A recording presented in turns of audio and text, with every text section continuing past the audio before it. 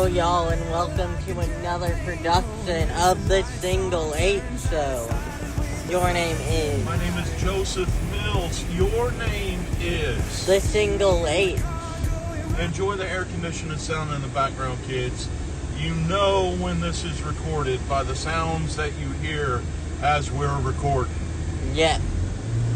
I want to talk to you about something that happened. It's time for a serious episode. Yeah. I want to talk about why is it that Christians have to pile on to tell everybody they're wrong about who they love. Bear with me. I want to explain this before you start talking, okay? Okay. I put up a sticker from the Reconciling Ministries on our Threads account. One was LGBTQ inclusive design, and the other was transgender. It got 215 responses, all negative, plus like another 150 hearts, which I can only assume is positive. But I can put up something about, ooh, this is what our food ministry's doing. Ooh, this is what our unhoused ministries for the unhoused is doing. And I get like, I don't know, 5 or 6 responses. But if I put up a sticker that's LGBTQ affirming and trans affirming, I get immediate hate and hundreds of responses. Now, I've gotten to the point that I truly believe that most Americanized nationalistic Christians care more about who people love than they actually care about how to care for people in the name of Jesus Christ. Discuss. Because they don't know. They have read either the most the most wrongly translated version of the Bible ever. Yeah. Or the person who is teaching them is teaching it that way. Yeah. And they are being taught the wrong way. Yeah. Or they're the dazzled. I'm not going to put that not being an act. I'm not going to make that not an opportunity. Even though everything is learned. Yeah. Everything is learned. You have to be taught something. Yeah. For it to happen. People don't start life as horrible people. That's true. Someone caused them to become horrible people. Either by how that they were treated or what they were taught. Yeah. Yeah. And I want us to digress to another word. The word for the podcast used to be mass, M-A-S-S, mass holes. Yeah. And it's people that follow what a large group of people do, even though that they look like an idiot. Yeah. Mass holes. So I'd like for us to move forward with that language, if that's okay. And it doesn't help with currently our administration are a bunch of assholes. Yeah. And because of that, they may have already had the belief system in them. Mm-hmm. And because of the actual justification, it gives them justification. Yeah. Because believe it or not, it goes down the totem pole, ladies and gentlemen. It does. And we are very much being raised. We are very much in an era of Nazis, white supremacy, and fascism. Yeah. And a big part of white supremacy is a misuse of religion. It's a huge part, and actually it always starts with religion. Because I'm sorry for cutting you off. I'm going to add, and then I'm going to welcome you back in. Oh, absolutely. It's your podcast. Because religion, people use it when they need a ground base. It can either be a net positive, or a net negative, or somewhere in the middle. Yeah. Most of the time, we do have those positive, but when those negative do happen, they stack and they multiply and they become. It becomes from a religion to a cult that is causing harm. Yeah. And that is the difference between religion and cults, Yeah. for the most part. Or circles of people. Well, a cult is everything that you describe, and Yeah. religion is when it's done properly Yes. for the care of other people. Yes. And most of the time, I will have to say most of the time, the cult side of religion are oftentimes not even organized correctly. Yeah.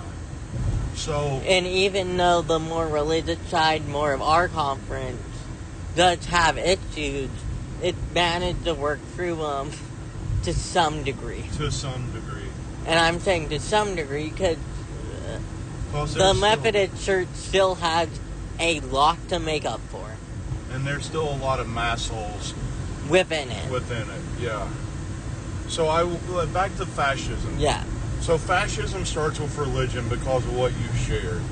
It creates a building block off of someone's foundation. Yeah. But then also the other thing that fascism does is it finds the weakest element and begins to attack it. Yeah. If you look at fascism in the McCarthy era, it was building up on the Red Scare, Russia, and also women had no voice, and homosexuals, even then. And it's the weakest, those that have been perceived to be the weakest. But then here's where it all becomes pretty cool, and when the cult starts to set in, and when I say cool, I say that sarcastically. Yeah. If you can take religion and attack the weakest person, then you're making money. Which is what we are seeing right now. Which is exactly what we're seeing right now. What we saw in the McCarthy era and the Red Scare. The women had to be at home, and homosexuals had to be in jail. Yep, and we're in a time that it's currently typically taking any person of color and any trans person. Oh, but and the people of color. Yes. Especially in McCarthy era. Yes. But because these two groups are at that moment the easiest to be targeted, this is a domino effect, causes have effect. Second, more of their rights come down, going to go after more gay people, more women, and it's going to cut it down. Oh, and if it's not stopped. And that's just the building blocks, right? We Yep. start with, okay, and we already live in a time that we have concentration camps in the United States. Right now.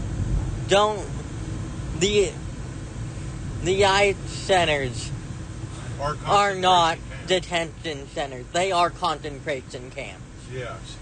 And we know that off of people on the inside experiencing it. Yes. It is the same stuff. And the very harmful and deadly things that are happening to them while they're in there too. Yes. Yeah. Because fascism had one playbook.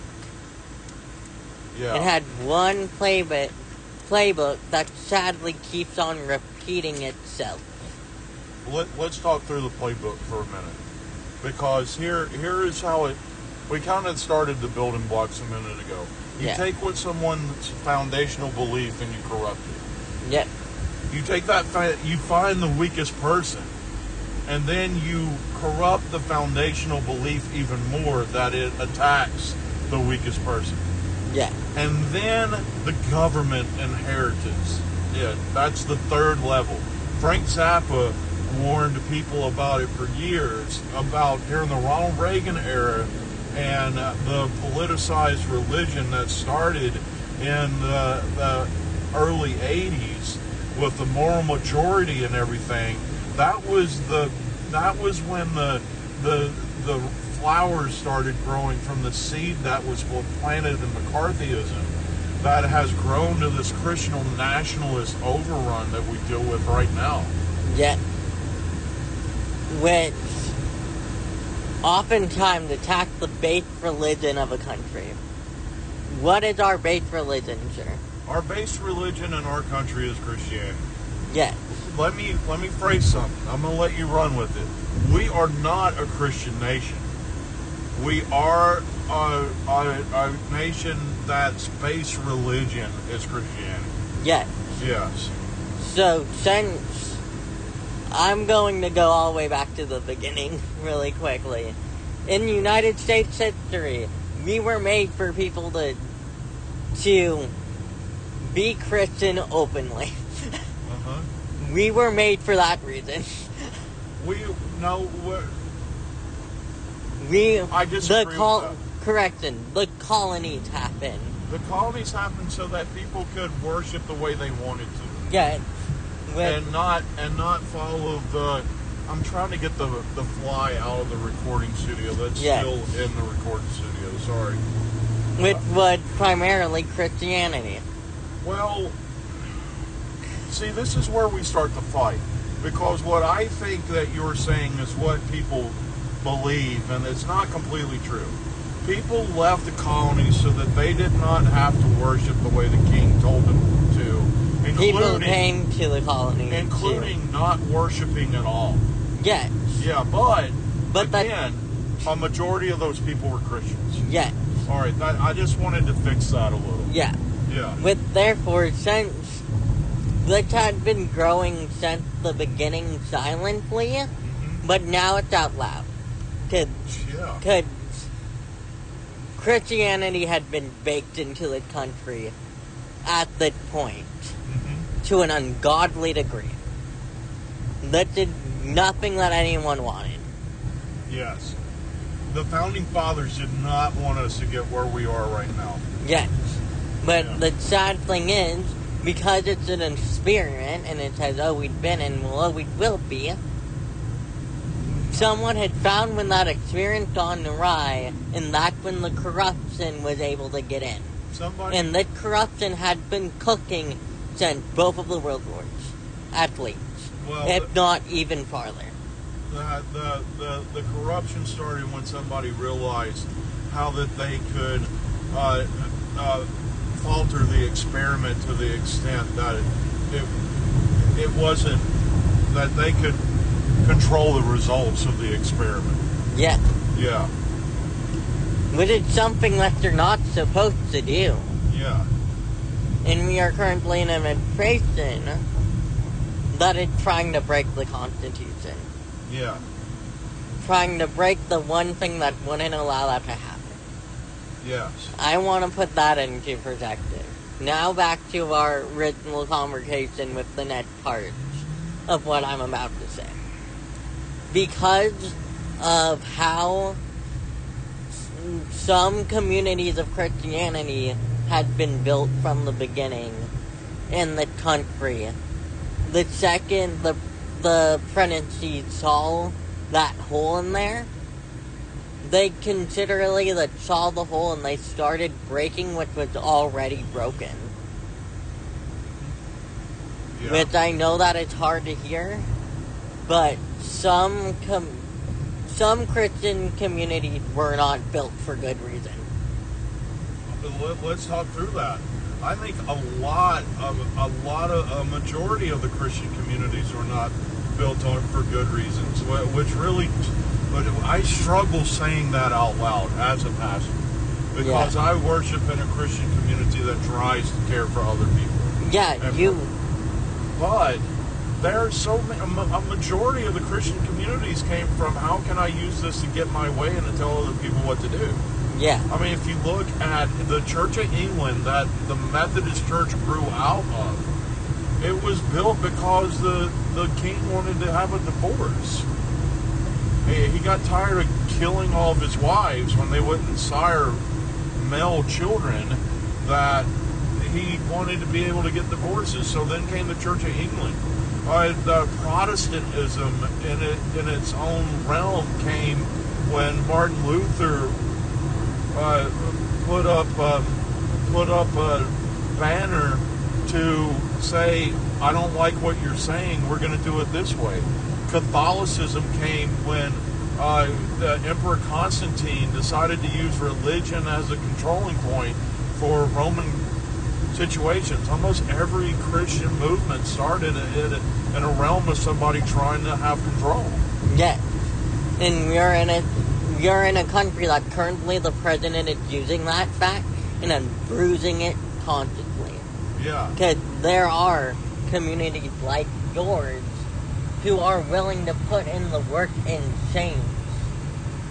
The problem is some people in the same religion do not see it and do not want to.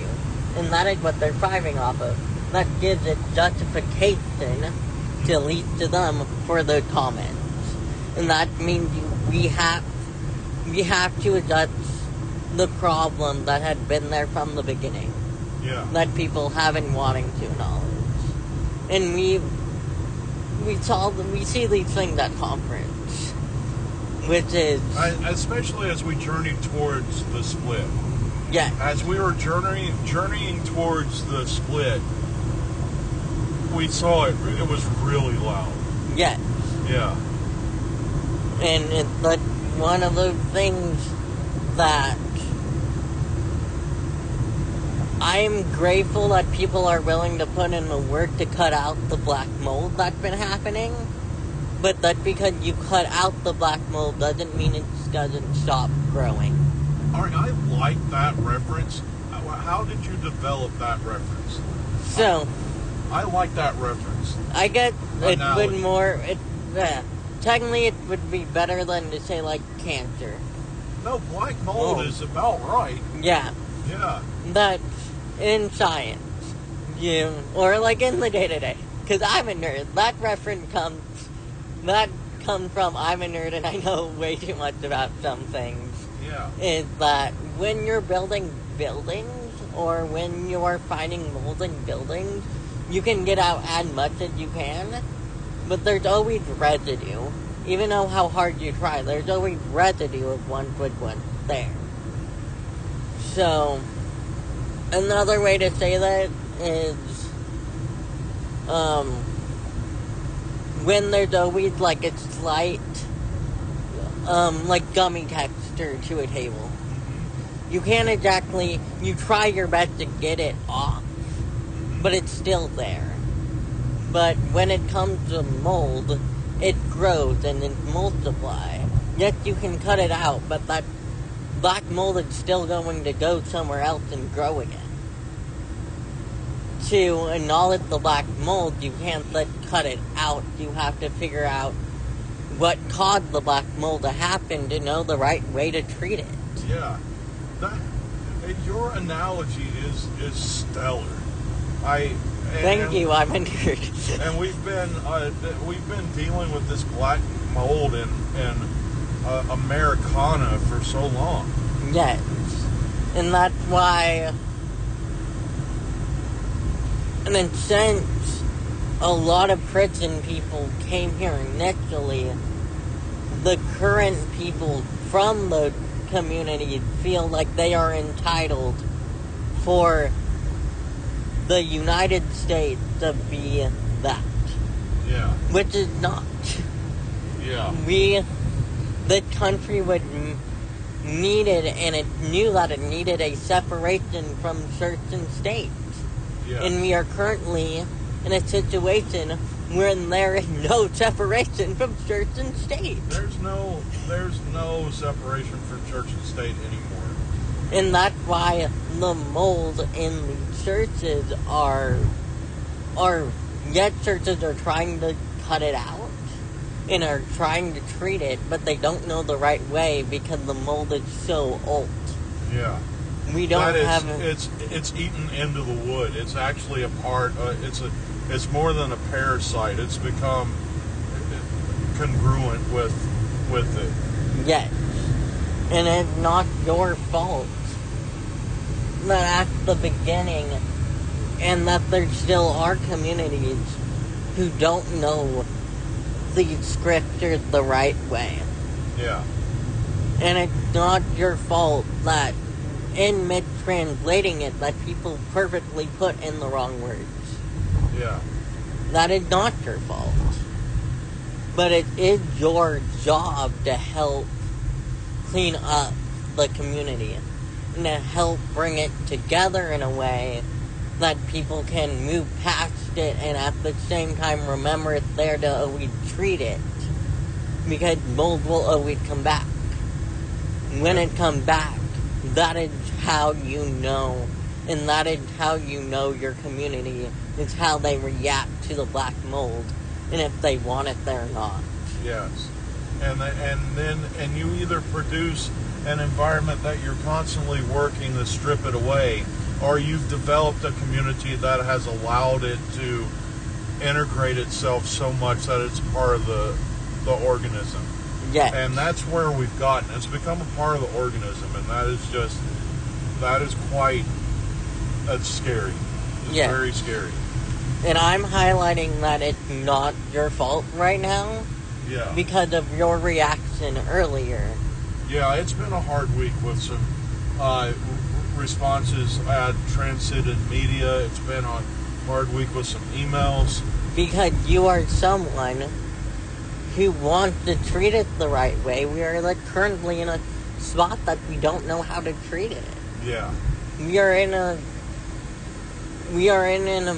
moment that we need the cells in the body. We need our white blood cells, and we need our B cells, and we need our T cells to start remembering the virus. Yeah. And to start already making organisms let me do the science mythology correctly by explaining it correctly. Okay. B cells are a part of our immune response. It's part of our initial immune response. That job is to report on it and then start attacking and consuming the virus. Yeah. But we are currently in a spot in Christianity, in the Methodist Church and other branches of it, that we don't know. Our B cells are not trained for that. And we need to, and the organism needs to start attacking itself. Yeah. And so sadly, that's where it becomes, and that's where your narrative of cancer actually fits in a lot more. Yeah. Cancer is this intruder that causes the body to fight against itself. But the weird thing is, in the moment, we need the body to start attacking itself. Yeah. That's the only way we can move forward. And truly, and essentially in doing so, like radiation treatments or what have you, chemotherapy, Yeah. they are trying to spark the body to fight against its own journey. Yeah. Yeah.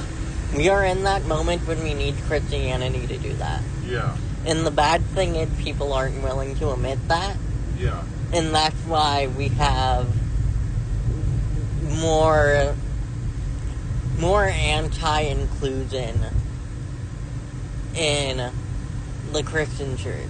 Because instead of inviting the cells in that don't mesh with the body, they just fight them away. Yeah, or I'm going to do it more like this. I'm going to equate it to allergies. Okay. People within the church don't know that those people won't hurt them. Yeah. So when the allergen is released, they're attacking because they don't know. Yes. And that's what the body's doing. With our allergies, our body is reacting to something it doesn't need to react to.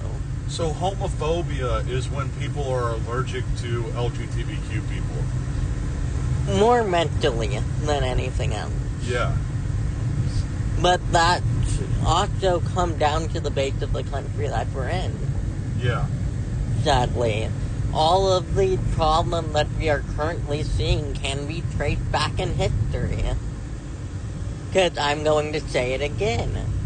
History likes to repeat itself, and it's our job to stop it. Especially when we are refused to or being told we can't teach it. Yes. Yeah. That is where we are at.